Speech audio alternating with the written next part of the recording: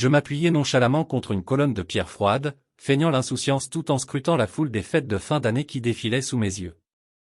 Les Parisiens, emmitouflés dans leurs écharpes et leurs manteaux chics, se pressaient vers les boutiques des Galeries Lafayette, un café au lait à la main ou les doigts rivés sur leur smartphone, envoyant des messages sans fin. Le poids familier de mon arme dissimulée contre mes côtes me rassurait, un rappel réconfortant après ces semaines à Dubaï où j'avais dû me fier uniquement à mon intelligence et à mes compétences au corps à corps. Non pas que ces talents se soient rouillés, au contraire, ce contrat de cybersécurité à haut risque avait aiguisé ma vigilance comme une lame de rasoir. J'avançais de quelques mètres et m'installais à une table du food court, attirant vers moi un gobelet de soda abandonné pour donner l'impression d'avoir une raison d'être là, n'importe quelle excuse sauf celle de trouver un coin tranquille pour digérer ce que je venais d'apprendre. Une fureur glacée pulsait dans mes veines, rendant difficile de rester immobile, mais des années d'entraînement me permettaient de conserver un masque de calme apparent. Tout avait dérapé, mais j'en avais au moins laissé un mort derrière moi, peut-être deux. Ma femme, Véronique, et son amant, Jonathan Blackwell, ce trafiquant d'armes notoire surnommé le fantôme, rien que de penser à leur nom, ma mâchoire se crispait. On avait dû oublier que j'avais été un commando de marine pendant des années avant de gravir les échelons dans le monde de la cybersécurité. J'en étais un sacré bon, et j'avais semé plus d'ennemis morts que je ne pouvais en compter. À présent, il semblait que j'allais devoir en ajouter 2 à la liste. S'ils essayaient vraiment de me tuer, ils avaient été négligents. Les trafiquants d'armes et leurs sbires ne tirent pas d'habitude sans s'identifier, surtout pas sur un ancien commando reconverti en expert en sécurité informatique. Je sortis maladroitement le smartphone bon marché que j'avais acheté à un kiosque, payé en espèces. Je ne pense pas que le vendeur ait cru à mon histoire de panne bancaire, mais 200 € en liquide l'avaient convaincu de me filer un téléphone anonyme. 3 heures de crédit, c'était sans doute trop, je doutais que cela prenne même la moitié du temps. Je fouillai dans mon portefeuille et en tirai un bout de carte de visite froissée, puis composai le numéro. K2 exécutif service, répondit une voix féminine sèche et professionnelle. Je gardai un ton aussi calme que possible, j'ai besoin d'aide. Ma femme essaie de me tuer. Un clic, et la ligne se coupa. Je m'affaissai, fermant les yeux. Bon sang, je n'avais même pas d'idée pour la suite. J'allais devoir m'en occuper moi-même, advienne que pourra. Mon téléphone vibra soudain, un message d'un numéro inconnu, contenant seulement un lien internet. Rien à perdre, je cliquai dessus. L'appareil répondit par « Téléchargement de l'application en cours ». Quelques secondes plus tard, une icône stylisée de K2 apparut. Je l'activai, et le téléphone composa le numéro. La voix qui répondit était étouffée, comme déformée par un brouilleur.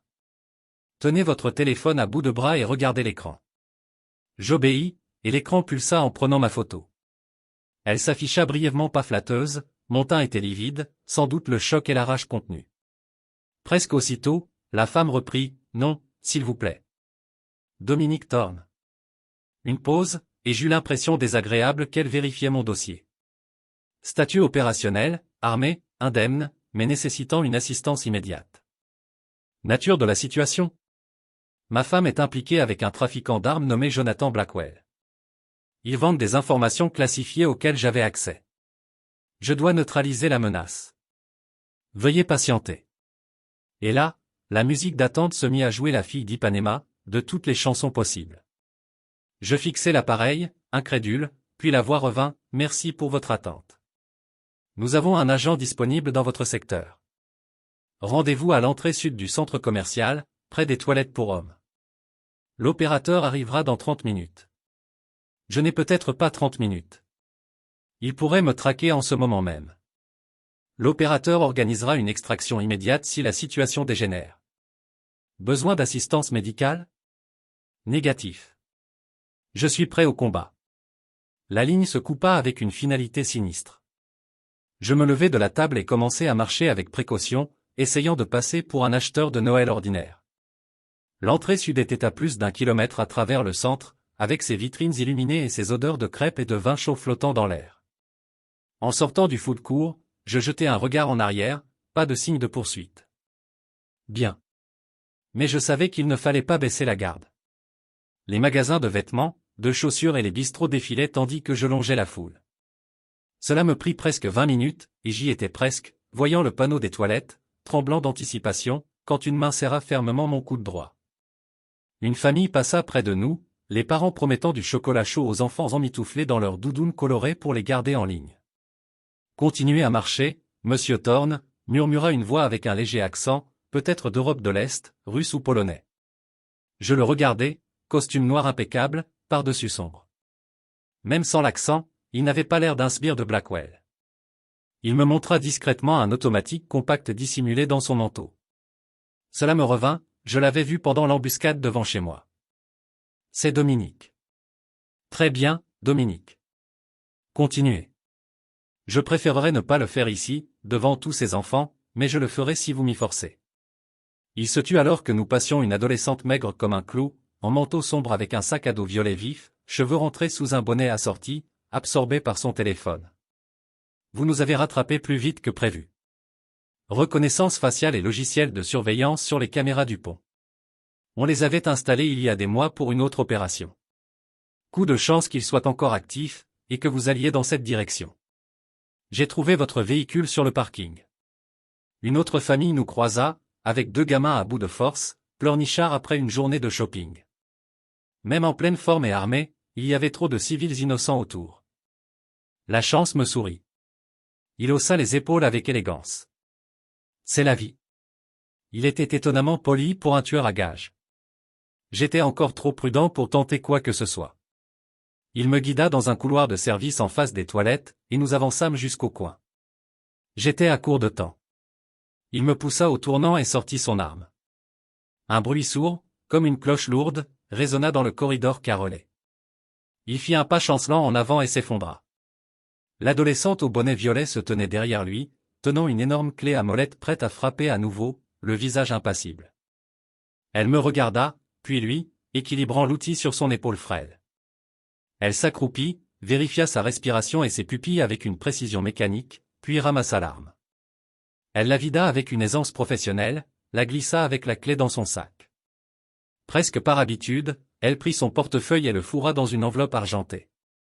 Elle retira la batterie de son téléphone et la jeta à la poubelle, puis le mobile rejoignit le portefeuille. Elle se leva et tendit la main, l'expression de Pierre. « Venez avec moi si vous voulez vivre. » Je la fixai jusqu'à ce qu'elle sourit, les yeux pétillants. J'ai toujours voulu dire ça. Voyons les dégâts. Des blessures? Aucune, juste une soif de vengeance brûlante, répondis-je d'une voix froide et ferme. Elle fouilla son sac et en sortit une petite trousse de premier secours. Bien, on pourrait avoir besoin de vous à pleine capacité. Je suis votre contact K2. Appelez-moi Delphine. Enchanté. On peut filer d'ici avant que d'autres sbires de Blackwell rappliquent? Elle hocha la tête, un sourire sinistre aux lèvres. Oh, on va faire plus que ça. On va porter le combat chez eux. En sortant du centre, je briefai Delphine sur la situation, la trahison de Véronique, les infos classifiées vendues à Blackwell, l'attentat contre moi. À chaque révélation, je voyais une fureur glacée s'allumer dans ses yeux, miroir de la mienne. Quel est le plan? Demanda-t-elle en atteignant une berline anonyme dans le parking souterrain. Je m'installai sur le siège passager, l'esprit en ébullition. D'abord, sécuriser les preuves restantes. J'ai un bureau caché chez moi avec toutes les données sur leur opération. Ensuite, on les attaque. Pas de pitié, pas de quartier. Le sourire de Delphine était féroce tandis qu'elle démarrait. J'aime votre façon de penser, Dominique. Faisons regretter à ces salauds le jour où ils vous ont croisé. En quittant le parking, une détermination froide m'envahit. Véronique et Blackwell avaient commis une erreur fatale en me sous-estimant. Ils paieraient, et je ne m'arrêterai pas avant que ma justice soit rendue. La route vers ma maison fut tendue, chaque ombre pouvant cacher un ennemi. Mais la conduite de Delphine était impeccable, sa vigilance affinée par des années d'opérations secrètes. En arrivant dans ma rue, je repérai l'Aston Martin élégante encore garée dans l'allée. Belle voiture, commentai-je, la voix dégoulinante de sarcasme. Delphine plissa les yeux. Cadeau d'un ami, je suppose? Je hochai la tête, la mâchoire serrée. Le nouveau jouet de Véronique, offert par Blackwell. Il aime gâter ses atouts, apparemment. Nous nous garâmes un bloc plus loin et approchâmes à pied, utilisant l'obscurité et les jardins voisins pour nous couvrir. En nous approchant, je vis Véronique par la fenêtre du salon, arpentant nerveusement la pièce, téléphone à l'oreille. On dirait que quelqu'un s'inquiète, murmura Delphine. Quel est le move? Je réfléchis un instant. J'ai besoin de ces preuves. Je crée une diversion pour la faire sortir. Toi, tu entres et sécurises les données de mon bureau. C'est derrière un panneau caché dans l'étude, 3e étagère à gauche. Guerre et paix est le déclencheur. Delphine acquiesça, sérieuse. Et si elle me barre la route? Fais ce qu'il faut, mais laisse-la en vie. Je veux des réponses avant la fin. D'un hochement silencieux, Delphine se fondit dans les ombres, contournant vers l'arrière. Je pris une profonde inspiration, me préparant à l'affrontement, puis marchai délibérément jusqu'à la porte et sonnai. Le choc sur le visage de Véronique quand elle ouvrit fut presque comique. Dominique, mais comment? Je la poussai pour entrer, scrutant les lieux pour toute menace immédiate. Surprise de me voir en vie, chérie? Désolé de te décevoir. Son choc se mua en masque de préoccupation. Dominique, Dieu merci, tu vas bien. J'étais si inquiète quand j'ai entendu parler de l'attaque. Épargne-moi ça, l'interrompis-je d'une voix glaciale. Je sais tout, Véronique. Sur Blackwell, sur les infos classifiées que vous vendez. Tu croyais vraiment pouvoir me le cacher? Son visage blêmit, la façade s'effritant. Tu ne comprends pas, Dominique. Ce n'est pas ce que tu crois. Jonathan, Jonathan, crachai-je comme une insulte. Sur la base du prénom avec le trafiquant d'armes, maintenant? Comme c'est attentionné de sa part de t'offrir cette nouvelle voiture. Je suis sûr que ce n'était pas un paiement pour trahir ton pays et ton mari. Les yeux de Véronique balayèrent la pièce, cherchant une échappatoire. S'il te plaît, laisse-moi expliquer. Tu es en danger, Dominique. Jonathan a des ressources que tu n'imagines même pas, je m'approchai, la voix basse et menaçante. J'ai affronté pire. Et je ne suis pas seul. Une lueur de peur traversa son visage. Que veux-tu dire? Avant que je réponde, un bruit survint d'en haut. Véronique tourna la tête. C'était quoi? Il y a quelqu'un d'autre ici? Je saisis son bras pour l'empêcher de bouger. Peu importe. Tu ne vas nulle part, Véronique. Il est temps de faire face aux conséquences. Comme sur un signal, Delphine apparut en haut des escaliers, un petit disque dur à la main. C'est bon. On devrait filer. Les yeux de Véronique s'écarquillèrent en la reconnaissant. Toi, la fille du centre commercial. Qui es-tu? Que fais-tu chez moi? Delphine l'ignora, s'adressant à moi, périmètre encore clair, mais ne tentons pas le diable. Que faire d'elle? Je réfléchis un instant, puis décidai. Elle vient avec nous. Blackwell la cherchera, et je veux tout savoir d'elle. Dominique, s'il te plaît, plaida Véronique, la voix tremblante. Tu ne sais pas dans quoi tu t'embarques. Jonathan nous tuera tous. Je serrai son bras plus fort. Il peut essayer. Mais d'abord, tu vas nous dire tout, chaque détail, chaque contact, chaque petit secret sale. Et que Dieu t'aide si je pense que tu mens. Tandis que nous la traînions vers la voiture, je vis la réalité la frapper. La femme que j'aimais, la vie que nous avions construite, tout n'était que mensonge. Mais je repoussais tout sentiment résiduel, il y aurait du temps pour les regrets plus tard. Pour l'instant, j'avais une mission. Delphine reprit le volant, naviguant avec fluidité dans les rues calmes de la banlieue. À l'arrière, Véronique restait silencieuse, le visage figé par la peur et la résignation. Je surveillais la route derrière nous, guettant toute poursuite. Où allons-nous? Demanda-t-elle enfin, d'une voix à peine audible. Quelque part en sécurité, répondis-je sans la regarder. Quelque part où Blackwell ne nous trouvera pas avant qu'on soit prêt pour lui. Tandis que les lumières de la ville s'estompaient, une satisfaction sinistre m'envahit. Le jeu avait changé, maintenant, c'était moi qui menais la danse. Véronique et Blackwell n'avaient aucune idée de ce qui les attendait, et j'allais le garder ainsi jusqu'à ce qu'il soit trop tard pour eux. Mes amis, je vais faire une petite pause dans mon récit. Si vous aimez cette histoire et que vous souhaitez en découvrir d'autres, soutenez la chaîne, aimez-la et abonnez-vous. Cela aide vraiment à la promouvoir. Et n'hésitez pas à indiquer dans les commentaires d'où vous écoutez cette histoire, je suis très curieux de connaître la géographie de notre audience.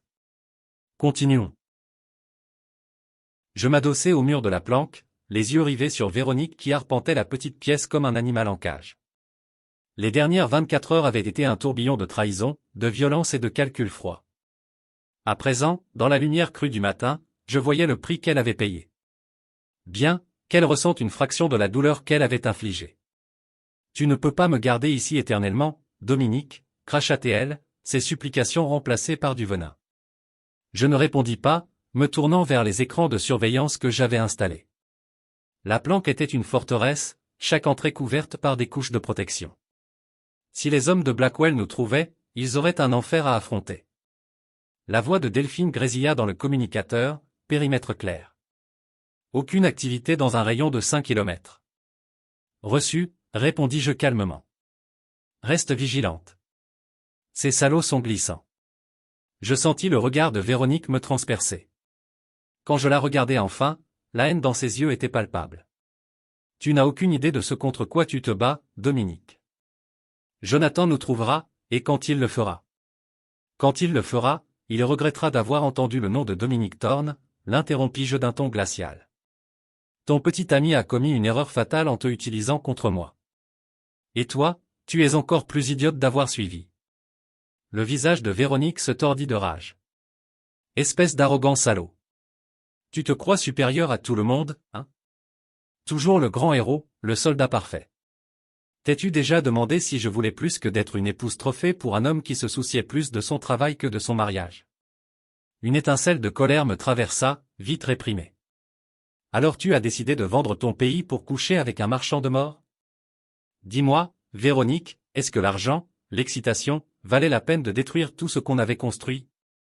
Pendant un instant, je vis une faille dans son armure, un doute fugace, mais il disparut, remplacé par une défiance froide. Tu ne comprends pas, Dominique. Jonathan m'offrait un vrai pouvoir, pas juste d'être une décoration pour ta carrière. Et les infos qu'on a vendues, ça allait changer le monde. Je ne pus m'empêcher de rire. Oh, ça aurait changé le monde, c'est sûr. Plus d'armes chez les criminels, plus de vies innocentes détruites. Tu es folle si tu crois que Blackwell se soucie d'autre chose que de remplir ses poches. Avant qu'elle réponde, mon téléphone vibra, un message d'un numéro inconnu, mais avec un chiffrement que je reconnus mon contact dans l'équipe spéciale. Position de Blackwell localisée, île privée au large de la Côte d'Azur. Gros deal d'armes dans 48 heures. Une vague d'anticipation me submergea. C'était l'occasion de démanteler Blackwell et toute son opération d'un coup. Je regardais Véronique, un sourire froid aux lèvres. On dirait que la chance de ton copain est épuisée. Ses yeux s'écarquillèrent de peur. Dominique, s'il te plaît, tu n'as pas à faire ça. On peut encore arranger les choses. Je te dirai tout ce que je sais, juste, n'attaque pas Jonathan. Il te tuera. Je m'approchai, la voix basse et dangereuse. Non, Véronique. Il essaiera, et il échouera. Et quand la poussière retombera, vous pourrirez tous les deux en cellule pour le reste de vos vies misérables. Je me détournai, me préparant mentalement pour la mission. La voix suppliante de Véronique devint un bruit de fond tandis que je me concentrais sur l'essentiel. Pas de place pour l'hésitation, pas de pitié. Blackwell et son empire devaient être anéantis, et je serais celui qui le ferait. Les heures suivantes furent un tourbillon de préparation, armes vérifiées 2 fois, intel analysé, chaque détail de la propriété de Blackwell mémorisé. L'équipe spéciale se forma, un groupe d'opérateurs endurcis de diverses agences, unis pour abattre l'un des plus grands trafiquants d'armes au monde. À la tombée de la nuit, je fis une dernière vérification de la sécurité de la planque. Véronique était assise en silence morose, toute combativité éteinte. Je ne ressentis rien en la regardant, la femme que j'avais aimée n'était plus qu'une étrangère, une traîtresse à gérer. Je pars, dis-je d'une voix dépourvue d'émotion. Quand ce sera fini, les autorités viendront pour toi. Je te conseille de réfléchir à comment sauver ce qui reste de ta vie pitoyable. Elle leva les yeux, rougie et vide. Dominique, je suis désolé pour tout. Je m'arrêtai à la porte sans me retourner. Garde ça pour le juge, Véronique. Tes excuses ne valent rien pour moi. Avec ça, je sortis dans la nuit, laissant derrière moi les ruines de mon ancienne vie et embrassant la certitude froide de la mission à venir. Le voyage vers l'île de Blackwell fut un exercice de furtivité et de précision. Sous le couvert de l'obscurité, notre équipe approcha dans un submersible modifié, ses moteurs silencieux fendant le noir comme de l'encre. Le poids de mon équipement tactique était un réconfort familier, chaque pièce un outil fiable pour ce qui promettait d'être un combat brutal. En approchant du rivage, je signalai à l'équipe de faire surface. Un par un, nous émergeâmes comme des spectres, nos combinaisons noires se fondant dans la nuit. L'île se dressait devant nous, une masse sombre contre le ciel étoilé. Équipe Alpha, au rapport, murmurai-je dans le communicateur. 4 clics répondirent, chacun pour un membre de mon escouade d'assaut. Bien, tout le monde était en position. Statut Bravo? En position, prêt pour la couverture. Nos tireurs d'élite étaient déjà installés, leurs fusils braqués sur des points clés du complexe. Je pris une profonde inspiration, me centrant pour ce qui venait. Ce n'était pas seulement abattre Blackwell ou venger ma trahison, c'était stopper un homme qui avait causé des souffrances innombrables, qui avait profité du chaos et de la mort. Et je le ferai, quel qu'en soit le prix. Souvenez-vous, les gars, dis-je d'une voix basse et ferme.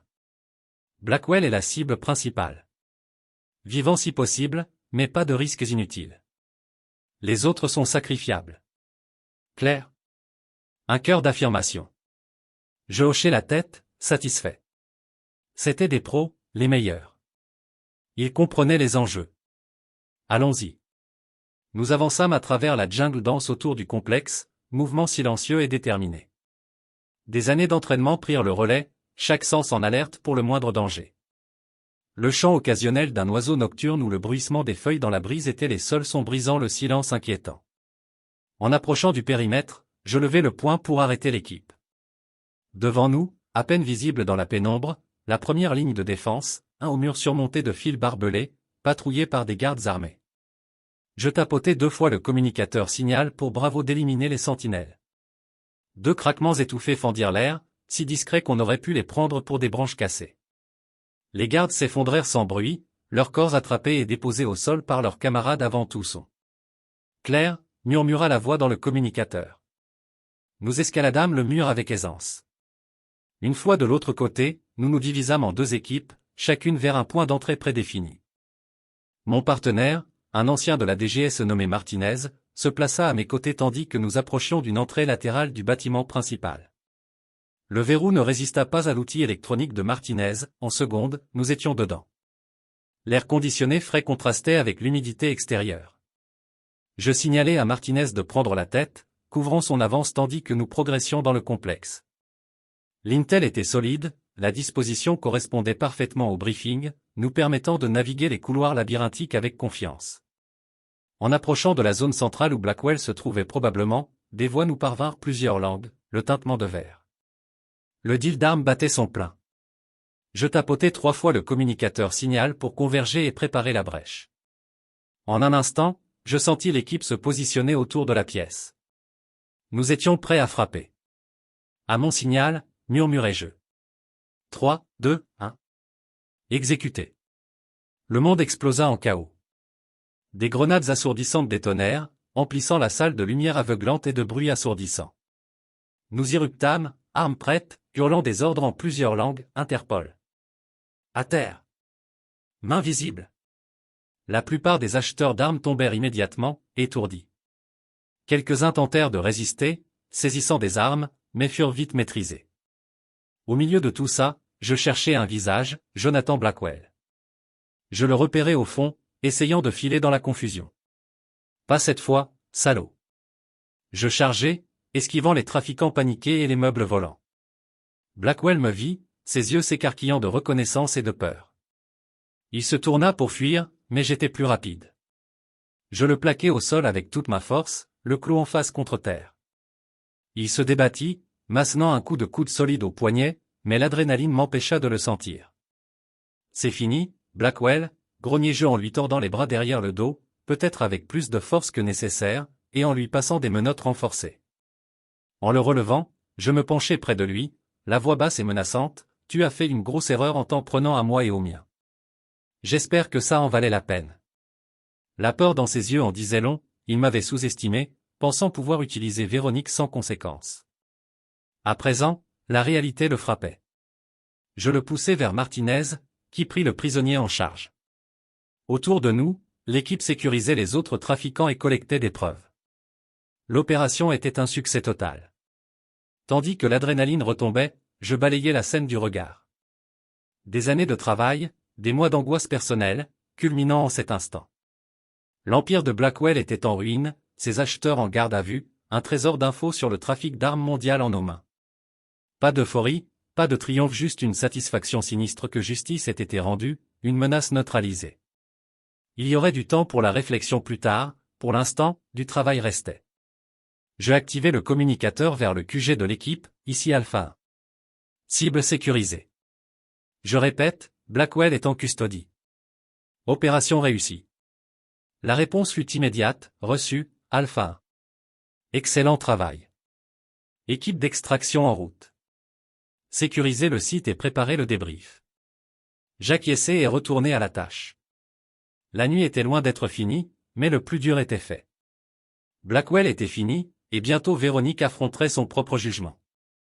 L'extraction se déroula sans accroc, notre équipe et les prisonniers chargés dans des hélicoptères attendant. Tandis que les premières lueurs de l'aube striaient le ciel, je regardais le complexe de l'île s'éloigner, sachant qu'il serait bientôt envahi par des experts médico-légaux et des analystes fouillant chaque bribe d'information saisie. Le vol de retour vers le continent fut un brouillard de fatigue et de crash post-mission. Je parvins à somnoler un peu, l'esprit encore agité par les événements récents. À l'atterrissage dans une installation militaire sécurisée, j'étais alerte et prêt pour la suite. Blackwell fut emmené pour un interrogatoire immédiat, je savais que je n'y serais pas admis trop impliqué personnellement mais ça m'allait. J'avais d'autres affaires. Je me dirigeais vers le centre de commandement, où les leaders de l'équipe se réunissaient pour un débrief préliminaire. En entrant, des têtes se tournèrent, avec des regards de respect, voire d'admiration. Bien, qu'ils voient ce qui arrive quand on croise la mauvaise personne. Thorne, me salua l'agent en chef, un vétéran buriné nommé Harding, d'un signe de tête. Sacré boulot là-bas. Les rapports initiaux arrivent, on a assez pour enfermer Blackwell pour plusieurs vies, sans parler de ses acheteurs. Je me permis un petit sourire sinistre. Bien. Et côté continental? Du mouvement sur Véronique? L'expression de Harding se fit sérieuse. Une équipe est en route pour la planque. Elle sera en garde à vue dans l'heure. Je hochai la tête, une satisfaction froide m'envahissant. Je veux être là quand ils l'amèneront. Harding parut sur le point d'objecter, mais quelque chose dans mon regard le fit changer d'avis. D'accord, mes mains dans les poches, compris. Tu as fait ta part, laisse le système s'en charger. Je ne répondis pas. Nous savions tous deux que le système était souvent défaillant, manipulé par ceux avec argent et connexion. Mais je n'avais pas l'intention de prendre les choses en main, Véronique affronterait la justice, d'une façon ou d'une autre. Le trajet vers la planque sembla interminable. À l'arrivée, la police locale et des agents avaient déjà sécurisé le périmètre. Je descendis du SUV, le corps endolori par les efforts de la nuit, mais l'esprit aiguisé. Tandis que j'approchais de la maison, la porte s'ouvrit, deux agents émergèrent, Véronique entre eux, menottes au poignet. Elle paraissait petite, vaincue, rien à voir avec la femme confiante que j'avais épousée. Quand elle me vit, ses yeux s'écarquillèrent d'un mélange de peur et de résignation. Je m'arrêtai à quelques pas, le visage impassible. C'est fini, Véronique. Blackwell est en custodie. Toute son opération est démantelée. Elle resta silencieuse un long moment, me fixant de ses yeux creux. Enfin, elle parla, d'une voix à peine audible, « Qu'est-ce qui se passe maintenant ?» Maintenant, répondis-je, une vague de colère froide me traversant, tu fais face aux conséquences. Trahison, espionnage, conspiration. J'espère que ça en valait la peine. Les épaules de Véronique s'affaissèrent. Dominique, je. Épargne-moi, la coupai-je. Je ne veux pas entendre tes excuses ou tes apologies. Tu as fait ton choix, vis avec. Je me détournai, incapable de la regarder plus longtemps. Tandis que les agents la menaient à une voiture en attente, je l'entendis appeler une dernière fois, « Dominique, s'il te plaît, je suis désolé pour tout. » Je ne me retournai pas. Ces mots ne signifiaient plus rien. La femme que j'aimais, la vie construite ensemble, tout n'était que cendre, détruit par sa cupidité et sa trahison. Tandis que la voiture s'éloignait, je sentis un poids s'envoler de mes épaules. Ce n'était pas fini, il y aurait des procès, des débriefs, de la paperasse infinie, mais le pire était derrière moi. J'avais survécu, renversé la situation sur ceux qui voulaient me détruire, et sans compromettre qui j'étais. Harding s'approcha, un regard de respect réticent sur son visage buriné. Tu as bien bossé, Thorne. Pas beaucoup auraient pu réussir ça. Je hochai la tête, acceptant le compliment. Et après? Il haussa un sourcil. Après, tu as une montagne de paperasse. Ensuite, je suggère de longues vacances. Tu les as méritées. Je secouai la tête. Pas besoin de vacances. J'ai besoin de retourner au travail. Harding m'étudia un long moment, puis hocha la tête. D'accord, je verrai ce que je peux faire. Mais Thorne, prends du temps pour digérer tout ça. Ça a été un enfer. Tandis qu'il s'éloignait, je restais là, regardant le soleil monter dans le ciel. Digérer? Il n'y avait rien à digérer. J'avais fait ce qui devait être fait, rien de plus, rien de moins. Véronique et Blackwell avaient choisi, maintenant, ils en payaient le prix. Quant à moi, j'étais prêt pour la suite. La trahison avait creusé profond, mais elle m'avait aussi libéré. Plus de loyauté divisée, plus de secrets rongeants. J'étais une arme affûtée, prête à être pointée sur la prochaine menace. Les semaines suivantes furent un tourbillon de débriefs, d'audiences et de réunions interminables avec des avocats. Je fournis toutes les preuves accumulées contre Véronique, m'assurant qu'elle affronterait tout le poids de ses crimes. Les procédures de divorce furent rapides et impitoyables, je veillais à ce qu'elle ne touche pas un centime de nos biens communs. Tout au long, je restais concentré, motivé. Pas de place pour le doute ou les regrets. Véronique et Blackwell avaient choisi, ils en subissaient les conséquences. Moi, je regardais déjà devant, prêt pour le prochain défi. Les mois passèrent, et lentement, la poussière retomba. Je me retrouvai dans un nouvel appartement à Rome, la ville éternelle, un décor approprié pour ce nouveau chapitre. Les événements de l'année passée m'avaient changé, endurci de façon que je découvrais encore, mais j'avais aussi trouvé une paix étrange. C'était une soirée calme quand mon téléphone sonna la ligne sécurisée pour les affaires officielles. Je répondis sans hésiter. Thorne. La voix à l'autre bout était familière, mon handler de l'agence. On a une situation qui monte à Buenos Aires. Besoin de quelqu'un avec tes compétences particulières. Intéressé? Une vague d'anticipation me traversa, le frisson familier d'une nouvelle mission. Détails classifiés, besoin de savoir seulement, mais je peux te dire que c'est gros, potentiellement plus gros que Blackwell. Je n'hésitais pas, j'en suis. Quand est-ce que je pars? Décollage dans 6 heures. Je t'envoie une voiture. Tandis que je préparais mon sac de voyage, je me vis dans le miroir. L'homme qui me regardait était différent de celui qui avait découvert la trahison de sa femme des mois plus tôt, plus dur, plus froid peut-être, mais aussi plus focalisé, plus certain de sa place dans le monde. Je n'étais plus alourdi par des secrets et des loyautés divisées. La trahison avait creusé profond, mais elle m'avait libéré. À présent, je vivais en tant que mon vrai moi, un guerrier, un protecteur, une force avec laquelle il fallait compter. En montant dans l'avion pour Buenos Aires, une anticipation grandit en moi. Quels que soient les défis à venir, j'étais prêt à les affronter de front. Mon passé était derrière, les leçons gravées en moi. Mon avenir s'ouvrait, plein de possibilités et de buts. L'avion roula sur la piste, accélérant pour le décollage. Tandis que nous nous élevions, je m'enfonçais dans mon siège, un petit sourire déterminé aux lèvres. Le jeu recommençait, et cette fois, je jouais pour de bon. La trahison de Véronique, la tentative de meurtre de Jonathan, tout cela était du passé. J'en étais sorti victorieux, et l'avenir semblait lumineux et prometteur. C'est ici que notre histoire s'achève. Je tiens à remercier tout particulièrement tous ceux qui écoutent mes histoires jusqu'à la fin. C'est vraiment très important pour moi. Merci pour votre attention, pour votre temps et pour votre soutien. Je vous embrasse sincèrement.